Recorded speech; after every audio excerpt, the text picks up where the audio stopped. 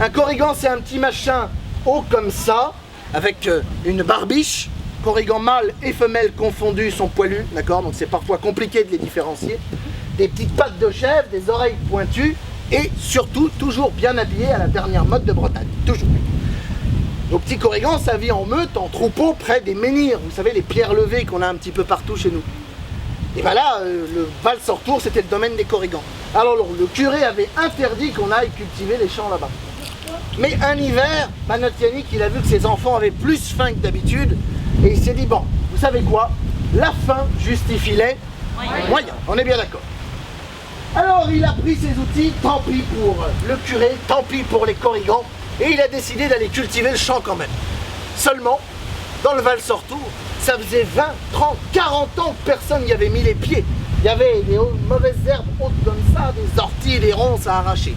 Alors il a pris ses outils, notre Yannick, et il a commencé son travail. Arracher les ronces, couper les mauvaises herbes. Et au bout d'une demi-journée de travail, alors il s'est retourné, là derrière, rien.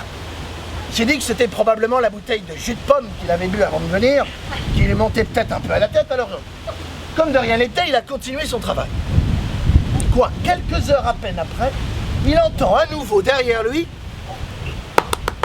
là il se retourne, il a planté derrière lui un corrigan qui le regardait, le fixait avec sa barbiche, avec sa patte de chèvre qui tapait sur le sol, et le corrigan a dit à notre Yannick, mais qu'est-ce que tu fais? Notre Yannick, c'est la première fois qu'il voyait un corrigan. Ben, il s'est pas dégonflé.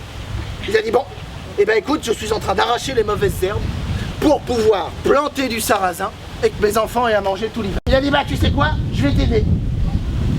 Et là, t'as le corrigan qui s'est mis avec notre Yannick à arracher les mauvaises herbes, à couper les ronces, et notre Yannick qui pensait en avoir pour 3 jours, au bout d'une journée, il avait terminé. Alors il est rentré chez lui au village, il n'a rien dit à personne, surtout pas à sa femme, qu'elle allait l'accuser de passer encore trop de temps à la taverne. Alors il est rentré chez lui, il a attendu. Parce que maintenant que la mauvaise herbe était coupée, il fallait retourner la terre pour pouvoir planter le sarrasin. Alors quelques temps plus tard, il est retourné dans le Val-Sortour avec ses outils, puis il a commencé à retourner la terre. Et au bout d'une demi-journée de travail à peine, il a entendu derrière lui, il s'est retourné. Là, il n'y avait pas un corrigan, il y en avait 10. 10 corrigans alignés, les petits poils, les cornes, les pattes de chèvre, qui tapaient avec leurs sabots sur le sol. Et les 10 corrigans ont dit en même temps, mais qu'est-ce que tu fais? Et alors là, il y a 10 corrigans, moi je suis tout seul. Donc c'est à partir de là que vous entrez en jeu. Parce que c'est ce qu'on appelle un compte participatif. Donc vous allez me faire, et croyez pas les plus grands que vous êtes dispensés de quoi que ce soit, vous allez me faire vos plus belles voix de corrigan. Corrigan, ça vient de là. Hein. Mais qu'est-ce que tu fais? Ça va, ça va. On en revient pour le coup quand même. Mais qu'est-ce que tu fais? Mais qu'est-ce que tu fais? C'est mieux, déjà. Vous allez voir, ça va le faire. Bah, notre Yannick, il s'est pas laissé dégonfler. Il a dit, bah, je suis en train de retourner la terre pour planter du sarrasin avec mes enfants et à manger tout l'hiver. Et ben là, les 10 corrigans se sont pas dégonflés non plus. Ils ont dit, bah, on va t'aider. Voilà que t'as 10 corrigans qui se sont mis à retourner la terre avec notre Yannick. Et notre Yannick qui pensait en avoir pour 3 jours, au bout d'une journée, il avait terminé. Alors il est rentré chez lui, encore une fois, il n'a rien dit à personne. Et puis là, bah, fallait attendre que les seins de glace passent, oui, pour pouvoir planter les graines. Sauf que notre Yannick, il n'avait pas pris n'importe quel sac de graines. Parce qu'on n'est pas n'importe où. À Tréorenteux, qu'on est aux portes de la forêt de Brocéliande, il est hors de question de planter juste des graines de sarrasin. Il avait gardé un sac de graines magiques. Ces graines-là, vous n'en connaissez pas. Il n'y en a pas dans votre coin. Elles donnent directement de la galette saucisse. Même Bernard, il les connaît dans son tracteur. Hein. J'en suis sûr. Ben oui, ben voilà, il les connaît. La graine de galette saucisse, ça c'est quelque chose. Alors je vous explique comment ça marche. Regardez. Ça fait une graine à peu près de cette taille-là. Vous la posez sur le sol et vous l'enfoncez dans la terre. Ensuite, vous êtes patient. Vous y venez avec le tracteur, avec tout ça. Pour ça, vous avez vu synchronisation, hein, effets spéciaux, tout ça, tout ça. Vous mettez la graine dans le sol, vous appuyez, et puis là, vous attendez. Alors, il faut être patient. Très patient. Sur la graine de galette saucisse, comme ça. Vous avez vu la précision avec laquelle il fait ça, quand même. Bah, vous savez quoi? J'aimerais qu'on applaudisse Bernard, s'il vous plaît. Incroyable. Incroyable. Non mais c'est ça qui est formidable, la vie de forêt, vous êtes mélangés un peu avec tout, c'est extraordinaire. Bref, notre galette de saucisse. Une fois que la graine est bien en terre, la tige commence à pousser et à sortir du sol. Au bout d'un moment, ça vous fait une tige à peu près haute comme le petit bonhomme. Et quand c'est comme ça, commence à pousser au bout des... Pas juste la saucisse, non, elle est déjà enrobée dans la galette, hein, de la galette saucisse. Et puis quand ça vient à maturité, et ben ça tombe tout seul. C'est vachement pratique pour la récolte. Ouais. Alors notre Yannick, il était venu avec son gros sac de galettes saucisses et il est monté pour commencer à les planter. Il plante, il les plante, il les plante et au bout d'une demi-journée, il entend derrière lui.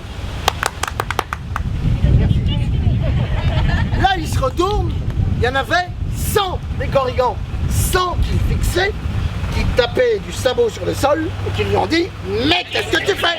Non, pas en même temps. D'abord, je fais après c'est possible ça. « Mais qu'est-ce que tu fais ?» notre Yannick, il a commencé à comprendre comment ça marche. Hein.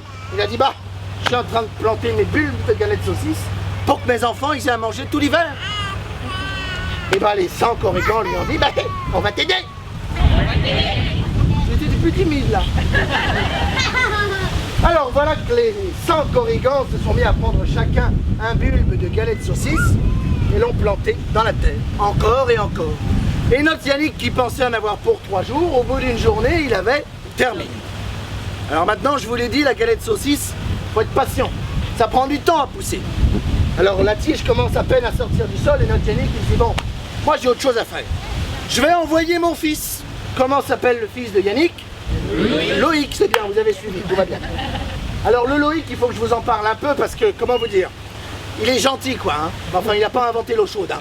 Et surveiller la galette saucisse, ça va monopoliser l'intégralité de ses facultés de concentration. Alors on envoie le Loïc là-haut qui s'installe et il surveille la galette saucisse tous les jours. Et ça pousse, ça pousse, ça pousse. Au bout d'un moment, au bout, bah, y a une galette saucisse qui commence à se former. Puis notre Loïc il commence à avoir faim. Puis tous les jours il surveille la galette saucisse, il a de plus en plus faim. Et un jour là il va commettre l'irréparable. Il va casser une tige, croquer dans une galette saucisse. Sacrilège. Et là il entend derrière lui. Il se retourne.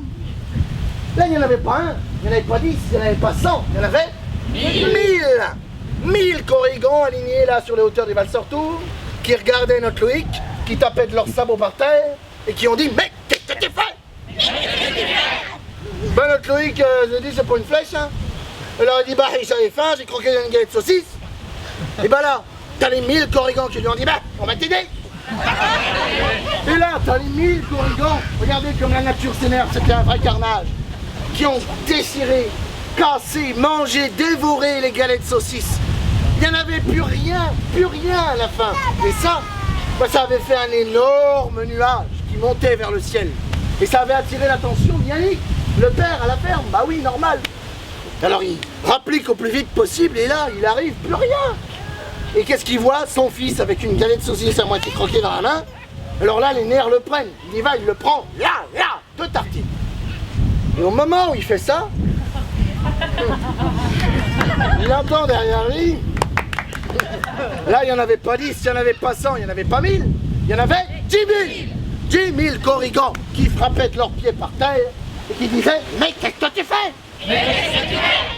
Et ben là, Yannick, les nerfs l'avaient pris. Mais voilà qu'il dit « Bah, j'ai mis 2 tartines à mon fils parce qu'à cause de lui, on n'aura pas de galette de saucisse cet hiver. » Et ben là, les 10 000 corrigans, on dit « Bah, on va t'aider. » Et voilà que là, un à un, regardez la nature s'énerve. Un à un, les 10 000 corrigans sont montés sur le Loïc. Et là, 10 000 corrigans fois 2 tartines. Ça fait 20 000 tartines de corrigans. À la fin, le Loïc, c'est simple, il n'y en a plus rien par terre. Et le nuage que ça avait fait encore plus gros, ça avait attiré la mère Jeanne. Bah oui, la mère Jeanne, c'est la femme de Yannick, la mère de... Ça va, vous suivez toujours. Alors voilà que la mère Jeanne arrive là-haut, et que quand elle arrive, elle voit son fils, enfin ce qu'il en reste, par terre, et elle se met à pleurer toutes les larmes de son corps. Elle dit, mais mon fils, mais déjà que j'arrivais pas à en faire grand-chose avant, alors maintenant... Et au moment où la première de ses larmes touche la terre, elle entend derrière elle, elle se retourne, et là il y avait 1 millions de Korrigans, parce que oui, on recense nos Korrigans, d'accord, étaient présents. Et les 1 million de Korrigans ont regardé Mère Jeanne et lui ont dit « Mais, qu'est-ce que tu fais ?» La Mère Jeanne, elle dit « Je pleure parce que mon fils, il ressemble plus à rien. » Et là, les 1 million de Korrigans lui ont dit « Bah, on va t'aider. » Et voilà que les 1 million de Korrigans se sont mis à pleurer, encore et encore et encore, que leurs larmes ont formé des torrents, que les torrents ont rempli les sillons et ont créé des rivières, que les torrents ont rempli des cratères et ont créé des lacs et des étangs. Et messieurs, dames, c'est depuis ce jour-là que nous avons de l'eau en Centre-Bretagne. Mais vous savez quoi? C'est pas pour autant que les Bretons en boivent plus. Merci.